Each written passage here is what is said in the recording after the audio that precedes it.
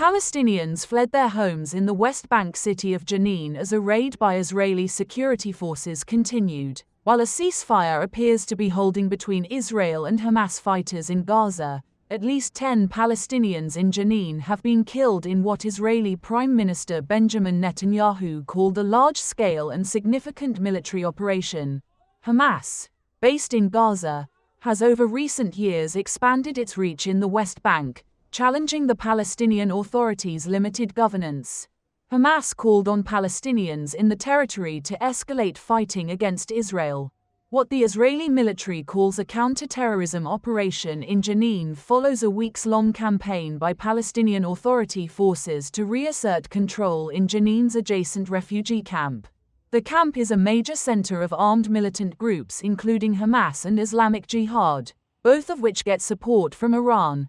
Israel's operation came a day after U.S. President Donald Trump declared he was lifting sanctions on ultra-nationalist Israeli settlers who attacked Palestinian villages in the West Bank.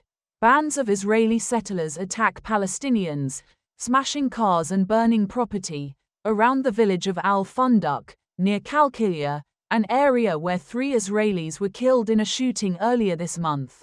Now the attention is shifting to the rebuilding of the coastal enclave, which the Israeli military has reduced to vast tracts of rubble in its campaign to wipe out Hamas in retaliation for the militant group's October 7, 2023 attack on Israel.